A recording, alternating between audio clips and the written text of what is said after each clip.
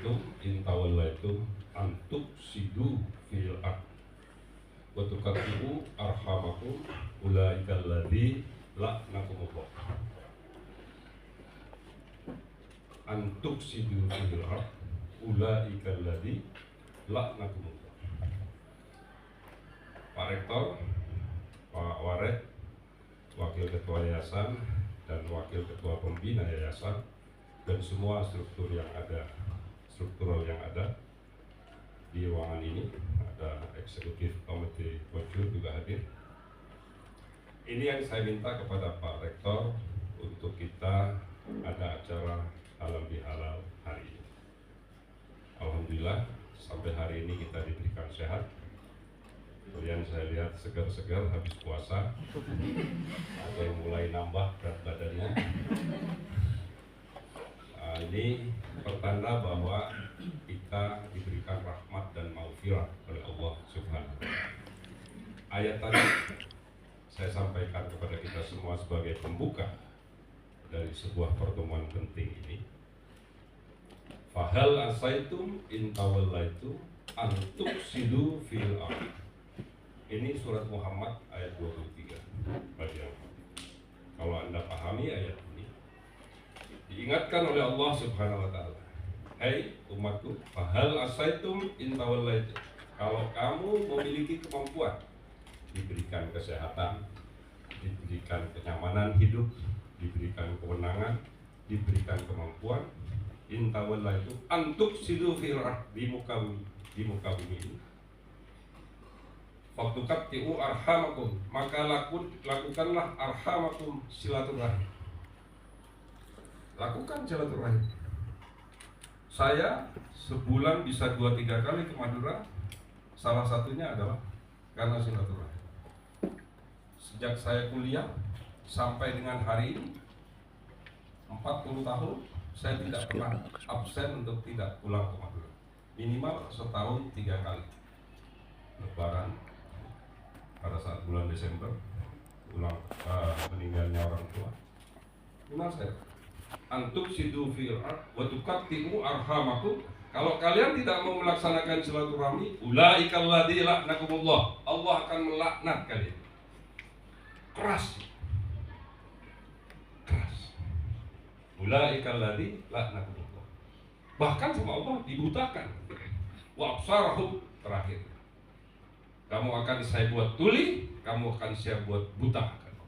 Tuli artinya tambeng, apa? Tidak mau mendengar orang lain, tidak mau mendengar nasihat, tidak mau mendengar kritik. Absarahum, saya butakan kamu. Kamu seperti orang yang tidak punya arti di muka bumi. Bukan dilaknat terus kemudian meninggal, tidak. Dilaknat, saya butakan, wa asamakum wa absar. Saya akan butakan kamu, saya akan tulikan. Itulah pentingnya. Saya minta mulai dari yayasan, rektor, dosen, sampai dengan mahasiswa. Ada hubungan simbiosis mutualisme. Sebuah lembaga pendidikan ini akan rusak terhadap 3 hal. Itu pengalaman saya terhadap dokumentasi buku-buku yang saya baca. Kenapa sebuah lembaga pendidikan atau sebuah usaha, minimal lembaga pendidikan itu mengalami slowing down? Itu akan muncul nomor 1 kalau yayasannya tidak serius. Yayasan yang membawahi sebuah universitas tidak serius dalam mengelola, tidak dirawat, fasilitas seperti apa adanya, tidak pernah disentuh rektornya, mahasiswanya tidak peduli, yayasannya tidak peduli. Kalau ada sesuatu yayasan tidak. Yayasan hanya ngutip saja dari universitas, ngutip, dia tarik untungnya sendiri. Tunggu kehancurannya kalau sudah seperti itu. Yang kedua, komunikasi direktor di tingkat rektorat tidak berjalan bagus. Rektor dengan dosen rektorat dengan mahasiswa, rektorat dengan yayasan, rektorat dengan dosen, itu tidak ada komunikasi yang bagus. Artinya dia berjalan semau dia, semaunya rektor.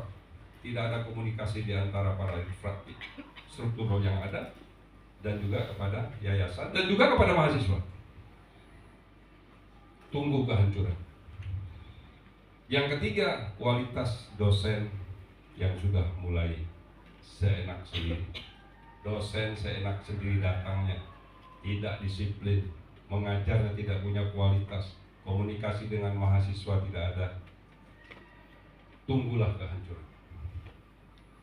Pertanyaan saya, sampai hari ini, apakah kita sudah menjalankan peran masing-masing? Yayasan menjalankan perannya, rektorat dan timnya yang ada di sini dengan struktural setiap hari bekerja, apakah sudah menjalankan fungsinya? Dosen-dosen yang ada di sini, apakah juga sudah menjalankan fungsinya? Anda bisa jawab sendiri.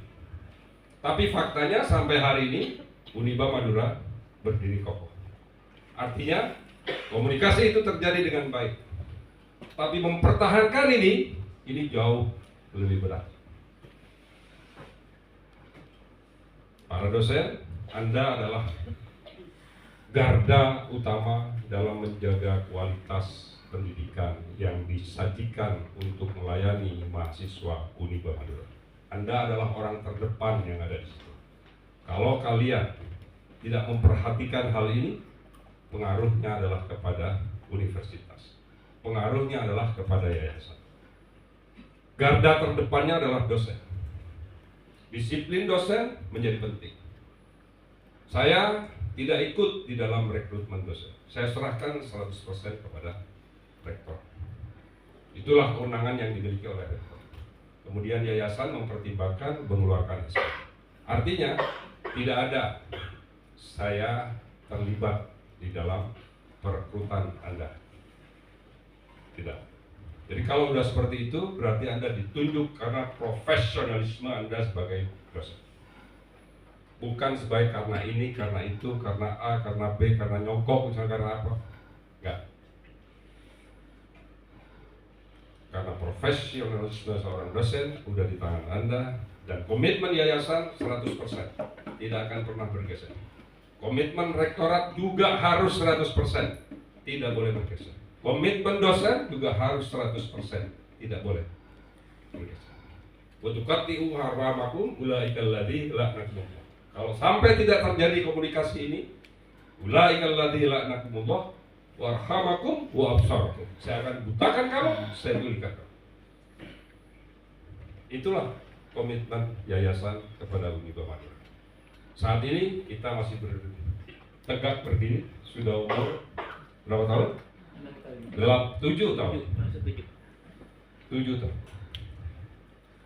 Kita harus tetap bersama-sama. Kesulitan kalian adalah kesulitan yayasan. Kesulitan rektor adalah kesulitan yayasan. Semua ada di tangan saya. Tapi kalau saya tidak dibantu, saya tidak akan pernah membantu Anda. Itulah simbiosis mutualisme. Semua memiliki peran penting, jalankan fungsinya masing-masing.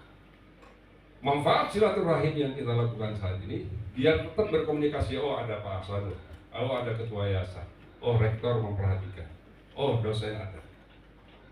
Tapi saya tidak akan tiap hari bisa melihat dosen apa yang dilakukan dosen. Tidak mungkin. Tidak mungkin. Rektor pun tidak mungkin apa yang dilakukan dosen. Seorang warek pun tidak mungkin. Seorang dekan pun, baik Emon, siapapun, tidak akan bisa. Tiap hari nggak bisa mengawasi. Tapi Anda yang mengawasi diri sendiri. Kalau jam 9, jam 6, jam 7 harus ngajar, datanglah. Begitu selesai ngajar, kebersihan tanggung jawab Anda. Matikan AC, jaga kebersihan. Kalau ada mahasiswa yang nakal bawa minum aqua terus ditinggal, tegur. This is yours, this is not mine. Ini punya kalian, bukan punya saya. Saya hanya mengelola. I don't take any advantage from this. Saya nggak ambil keuntungan dari Anda. Saya nggak ngutip dari yayasan. Ini visi seorang Hasanul Kosasi untuk memajukan Madura lewat sebuah pendidikan.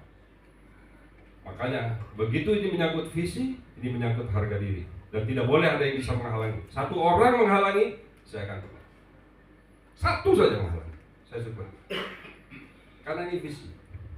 Dan visi tidak bisa dilakukan sendiri. Visi hanya bisa dilakukan oleh bersama-sama. Dulu kalau saya sendirian, kemudian dibantu Exco ada 8-9 orang, saat ini dibantu 500-600 orang seluruh, baik eksekutif komite, baik karyawan Poncur, karyawan Unipa, semua dibantu 600 orang. Di payroll setiap bulan,